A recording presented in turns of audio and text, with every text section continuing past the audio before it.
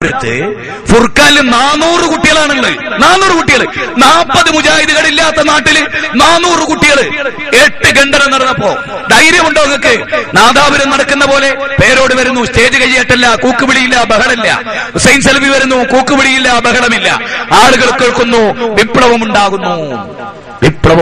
ധൈര്യമുണ്ടോ നിങ്ങൾക്ക്? ഈ പുത്തമ്പള്ളിയിൽ തന്നെ അലവി സഖാഫി 5 ദിവസം പ്രസംഗിക്കട്ടെ, ഞങ്ങൾ 5 ദിവസം പ്രസംഗിക്കുക. 5 ദിവസം ഈ 10 ദിവസവും ജനങ്ങൾ കേൾക്കട്ടെ. ഇന്ന് ഇസ്തിഹാസ പേരോട് സംസാരിക്കുന്നു, നാളെ ഞങ്ങൾ ഇസ്തിഹാസ സംസാരിക്കുന്നു. എന്നിട്ട് ജനങ്ങൾ വിലയിരുത്തി ജനങ്ങൾ സ്വീകരിക്കട്ടെ. ധൈര്യമുണ്ടോ നിങ്ങൾക്ക് എന്ന് ഈ സന്ദർഭത്തിൽ ഞാൻ നിങ്ങളോട് ചോദിക്കുകയാണ്. ഒരിക്കലും സ്റ്റേജ് കയ്യേറാതെ, വേറെ ബഹളങ്ങളില്ലാതെ, മറ്റെല്ലാ കാര്യങ്ങളിലും എത്ര സമർത്ഥമായിട്ടാണ് ഇവര് തട്ടിപ്പ് നടത്തുന്നത് നിങ്ങൾ വിചാരിക്കുന്നുണ്ടോ? പേരോട് നാദാപുരത്തിനെതിരെ ഇട്ട മറ്റൊരു ക്ലിപ്പിംഗ് നിങ്ങൾ കാണണം. സുന്നിയും ക്രിസ്ത്യാനിയും ഇസ്ലാമിനും ഒന്നുപോലെയാണ്, കണക്കാണ്, രണ്ടുകൂട്ടരും പേച്ചോലാണ് എന്ന് ഞാൻ പറഞ്ഞു എന്നാണ്. എന്താ പറയുന്നത്? അതൊന്നും കേൾപ്പിക്കാതെ കട്ട് ചെയ്തിട്ട് ഒരു ഒറ്റ വാൽക്കഷ്ടം കേൾപ്പിക്കുക. എന്നിട്ട് ജനങ്ങളെ തെറ്റിദ്ധരിപ്പിച്ച് പുകിലുണ്ടാക്കിയിട്ട് കണ്ടോ മുത്തുനബിയുടെ അനുയായികളായ നമ്മളെ അങ്ങനെ പറഞ്ഞു ഇങ്ങനെ പറഞ്ഞു എന്നാണ് പിന്നെ പറയും. നിങ്ങളാ ഭാഗം പറഞ്ഞ മൗലവി വേറെ മൗലവി പറയുന്നത് സുന്നികളും ക്രിസ്ത്യാനികളും തന്നെയാണ്. സുന്നികളും ക്രിസ്ത്യാനികളും രണ്ടും ഒന്ന് തന്നെയാണ്, രണ്ടും ഒരുപോലെയാണ്. ക്രിസ്ത്യാനികളും സുന്നികളും ഇസ്ലാമിന് കണക്കാ രണ്ടു വന്നു. ക്രിസ്ത്യാനികളും സുന്നികളും ഇസ്ലാമിന് കണക്കാ രണ്ടു വന്നു. സ്വന്തം മോൻ കാഫറായിട്ടൊരു മൗലവിയെ കണ്ടില്ലേ? ആ മൗലവി എന്തേ മൗലവിന്റെ മോനിങ്ങനായിപ്പോയി നിങ്ങൾ മനസ്സിലാക്കി? അതായത് ജാറെന്ന് പറഞ്ഞൊരു മൗലവി ഉണ്ടാവുമോ? വാക്ക് പറ്റിയൊരു തെറ്റാ. അതെന്നെയാണ് എന്ത് സംഭവിച്ച് പ്രസംഗത്തിനിടയില് സുബൈസ്കാരത്തിന് ശേഷമുള്ള കുനൂത്ത് എന്ന് ഞാൻ പറഞ്ഞു പോയ വാക്കും. അപ്പൊ കണ്ടോ, ജാറെന്ന് പറഞ്ഞൊരു മൗലവി, വേറൊരു മൗലവി, അങ്ങനെ ഉണ്ടോ? അപ്പൊ പ്രസംഗത്തിനിടയിൽ അങ്ങനെയൊക്കെ വാക്കുകളിൽ സ്ലിപ്പ് ഓഫ് ദ ടങ് സംഭവിക്കും. അതെടുത്തു ധരിച്ചാൽ ഉണ്ടാവും എന്താ വിഷയം? എന്താണ്? സുന്നിയും ക്രിസ്ത്യാനിയും ഒന്നാണെന്ന് ഞാൻ പറഞ്ഞു. അതിനിടയിൽ ഉമർ മൗലവിന്റെ മകന്റെ നേരെ ഒരു കുതിര കയറൽ. എന്താണ്? ദൈവനിഷേധിയായി കാഫിറായി ഉമർ മൗലവിന്റെ മോൻ മരിച്ചത് ജാറത്തെ പറ്റി പറഞ്ഞിട്ടാണ്, അമ്പിയാക്കളെ പറ്റി പറഞ്ഞിട്ടാണ്, ഔലിയാക്കളെ പറ്റി പറഞ്ഞിട്ടാണ് എന്നാ. ഞാനിപ്പോ അൽഹംദുലില്ലാ എന്ന് പറയാ. എന്താണെന്നറിയോ? നൂഹ് നബിന്റെ കാലത്ത് മർക്കസു സക്കാഫത്ത് സുന്നി അല്ലാത്ത അമ്പിയാക്കളുടെ ഭാഗ്യം. സക്കാഫിമാര് ഈ പ്രവാചകന്മാരുടെ കാലത്തില്ലാതെ രക്ഷ.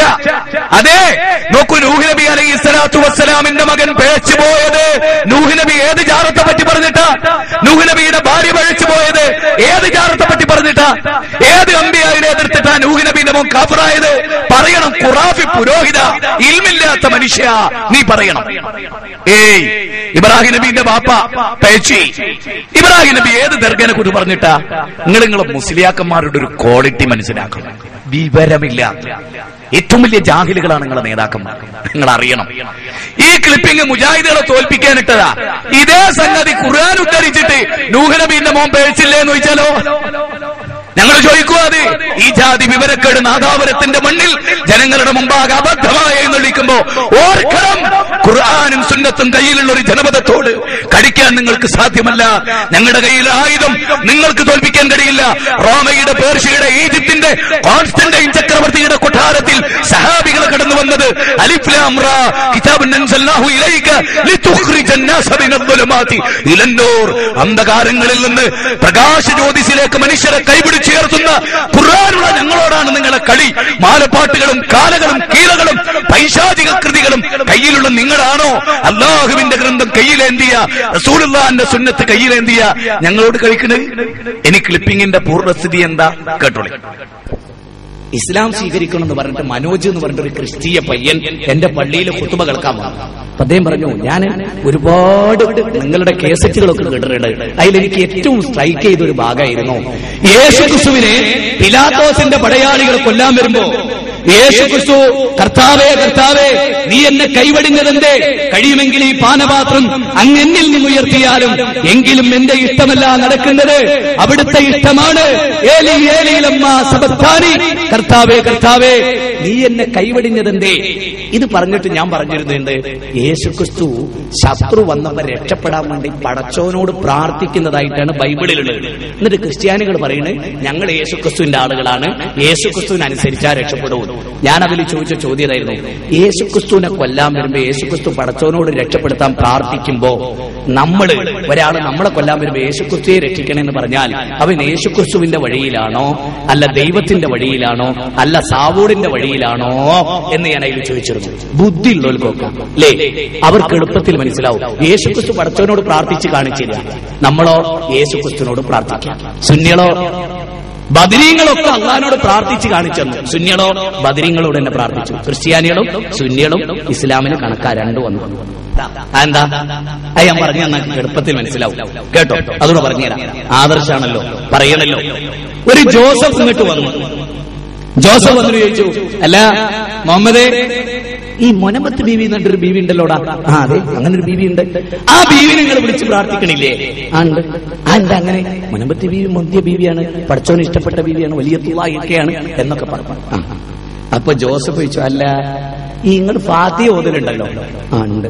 ഫാത്തിഹയില് മുഹമ്മദേ ഈ അവസാന ഭാഗം ഇങ്ങനെയല്ലേ, ഗൈറിൽ മഗ്ദൂബി അലൈഹിം വലദ്ദാലീൻ. എന്താണ് അതിന്റെ അർത്ഥം? വഴിവെച്ചവരുടെയും കോപിക്കപ്പെട്ടവരുടെയും മാർഗത്തിൽ ഉൾപ്പെടുത്തരുത്. അത് ഞാനല്ലേ, ക്രിസ്ത്യാനിയായ ഞാനല്ലേ? അതെ, ഞങ്ങളല്ലേ? അതെ, ശരി, ഞങ്ങൾ ക്രിസ്ത്യാനികള് വഴിവെച്ചവരാണെന്ന് പറയാൻ നിങ്ങൾ എന്താ കാരണം? അത് മറിയം ബീവിനെ വിളിച്ച് പ്രാർത്ഥിച്ചിട്ട്. അല്ല, നീ മൊനമ്പത്ത് ബീവിനെ പറ്റി എന്തായും പറഞ്ഞ്? മഹദിയാണ്, വലിയ ആളാണ്, അള്ളാഹ്ക്ക് ഇഷ്ടപ്പെട്ട ആളാണ്, അതുകൊണ്ടാ വിളിച്ച് പ്രാർത്ഥിക്കുന്നത്. ശരി, അപ്പൊ മറിയം ബീവിയോ? അപ്പൊ കേട്ട സുന്നിയായ മോമനൊരു തോന്നൽ, ഇവൻ വഹാബി എങ്ങാണ്ടാണോ? കാരണം വിവരം വഹാബിക്കല്ലുണ്ടാവുള്ളൂ, ഇവൻ വഹാബി എങ്ങാണ്ടാണോ എന്നൊരു ചോദ്യം. അപ്പോ ഇയാളെ ചോദ്യം, ജോസഫിന്റെ ചോദ്യം, അല്ല ഈ മറിയം ബീവിയെ പറ്റി ഖുർആനിലുണ്ടോ? ഉണ്ട്. ഹദീസിലുണ്ടോ? മറിയം ബീവിന്റെ പേരിൽ ഖുർആനിലൊരു അധ്യായം ഉണ്ടോ? മൊനമ്പത്ത് ബീവിനെ പറ്റി ഖുർആനിൽ എന്തെങ്കിലും ഉണ്ടോ? അപ്പോ മുഹമ്മദ് ചങ്കില ചോദ്യം, മുജാഹിദ് പ്രസ്ഥാനം ഉണ്ടാക്കിയ ഒരു കുളത്ത് നശീകരണങ്ങൾ ഞങ്ങൾക്ക് ജീവിക്കാൻ സമ്മതിക്കില്ല എന്നൊക്കെ ഇങ്ങനെ വിചാരിക്കുകയാണ്. അപ്പൊ വീണ്ടും ജോസഫിന്റെ ചോദ്യം, അല്ല മൊനമ്പത്ത് ബീവിനെ കുറിച്ച് ഖുർആനിലുണ്ടോ? ഇല്ല. ഹദീസിലുണ്ടോ? ഇല്ലട്ടോ. നല്ല കിതാബിൽ എവിടെങ്കിലും ഉണ്ടോ? അതൊന്നുമില്ല. പിന്നെ എന്താണ്? ഊരും പേരറിയില്ല, മശൂറും കുറവല്ല, ബഹുമാനം പിറന്നുള്ള നാട്. ഊരും പേരൊന്നും അറിയില്ല, പിന്നെ ബഹുമാനപ്പെട്ടോളി ജനിച്ച നാട്ടിലാ. ഇത് നിങ്ങൾക്കറിയോ? മുഹമ്മദ് നബി ജനിച്ച മക്കത്ത് തന്നെയാണ് അബൂജഹലും ജനിച്ചത്. എന്താ കാര്യം? കുടുംബത്തിലാ ജനിച്ചത്. എന്താ കാര്യം? ആളുകൾ ഇനി സഹോദരങ്ങളെ, കാസർഗോഡ് ജില്ലയിൽ നടത്തിയിട്ടുള്ള കാന്തപുരത്തിന്റെ മതം എന്ന് പറഞ്ഞൊരു വിഷയത്തിലെ ഭാഗമാണ്. അത് നിങ്ങൾ ശരിക്കും ശ്രദ്ധിച്ചല്ലോ. ഏത് കാര്യത്തിലും സുന്നിയും ക്രിസ്ത്യാനിയും ഒരേപോലെ എന്നാ പറഞ്ഞത്, അത് മാത്രം കേൾപ്പിക്കുക. സുന്നിയും ക്രിസ്ത്യാനിയും ഒരേപോലെ. ഇപ്പൊ നമ്മൾ പറയാണെന്ത്, ബഷീറിന്റെ മോൻ മാധവന്റെ മോനെ പോലെയാണ്. കേട്ടോളി, ശരിക്കും പഠിച്ചോളൂ. എന്താണ് ഈ ഖുറാഫിമാരുടെ അവസ്ഥകൾ ശ്രദ്ധിച്ചോളി. ബഷീറിന്റെ മോൻ മാധവന്റെ മോനെ പോലെ തന്നെ, അല്ലെങ്കിൽ മാധവന്റെ മകൻ ബഷീറിന്റെ മോനെ പോലെ തന്നെ എന്ന് പറഞ്ഞാൽ എല്ലാ കാര്യത്തിലും അവർ ഒരു കാര്യം കൂടി പറഞ്ഞിട്ടുണ്ട്. കുടീന്റെ കാര്യത്തിൽ, കള്ളുടിക്കുന്ന കാര്യത്തിൽ മാധവന്റെ മോനും ബഷീറിന്റെ മോനും ഒരേപോലെയാന്ന് പറഞ്ഞാൽ എല്ലാ കാര്യത്തിലും ബഷീറിന്റെ മോനും മാധവന്റെ മോനും ഒരേപോലെ എന്നാ അല്ല. വിവരമുള്ള ആരും മനസ്സിലാക്കില്ല. വിവരമില്ലാത്തതുകൊണ്ട് സക്കാഫിമാർ മനസ്സിലാക്കും. ഓൽക്കതില്ലല്ലോ. മനുഷ്യ ചരിത്രത്തിലെ ഏറ്റവും ബുദ്ധിശൂന്യർ അവരാണല്ലോ. അതുകൊണ്ട് അത് സംഭവിക്കും. സത്യത്തിൽ എന്താണ് അവസ്ഥ? ഞാൻ പറഞ്ഞു, യേശുക്രിസ്തു പിലാത്തോസിന്റെ പടയാളികളിൽ നിന്ന് രക്ഷപ്പെടാൻ അള്ളാഹിനോട് നേരിട്ട് പ്രാർത്ഥിച്ചതായി പറയുന്നു. അല്ലേ? ലൂക്കോസ് സുവിശേഷത്തിൽ കാണാം 22-ാം അധ്യായം 42 മുതൽ 44 വരെയുള്ള വചനങ്ങളിൽ യേശുക്രിസ്തു ദൈവത്തോട് ആപൽ ഘട്ടത്തിൽ പ്രാർത്ഥിക്കുന്നു. എന്നിട്ട് ക്രിസ്ത്യാനികൾ എന്ത് ചെയ്തു? ക്രിസ്ത്യാനികൾക്ക് ഒരു ആപത്ത് വന്നാൽ അവർ യേശുക്രിസ്തു ആരോടാണോ പ്രാർത്ഥിച്ചത് ആ അള്ളാനെ വിട്ട് യേശുക്രിസ്തുവിനോട് തേർന്നു. ഇതുപോലെ 313 ആളുകൾ ബദറിൽ പങ്കെടുത്തു. ഇത്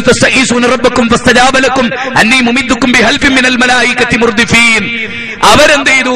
മക്കയിലുണ്ടായിരുന്ന റസൂലുള്ളാഹിന്റെ കൂടെയുള്ള സഹാബികള് ബദരീങ്ങള് ബദറിൽ പങ്കെടുത്തപ്പോ അവർ അള്ളാഹിനോട് മാത്രം തേർന്നു ആബൽ ഘട്ടത്തിൽ. ആ ബദരീങ്ങളോടോ സുന്നികൾ എന്ത് ചെയ്തു? അള്ളാഹുവിനോട് പ്രാർത്ഥിച്ച ബദരീങ്ങളെ വിട്ട് ബദരീങ്ങളോട് തേർന്നു. ഇക്കാര്യത്തിൽ സുന്നിയും ക്രിസ്ത്യാനിയും ഒന്ന് തന്നെ. നിങ്ങൾ ഇത്രയും ക്ലിപ്പിംഗ് കേട്ടതിൽ മനസാക്ഷി എന്ന് പറഞ്ഞ ഒന്നുള്ള നിങ്ങളോട് ഞാനൊന്ന് ചോദിക്കുന്നു.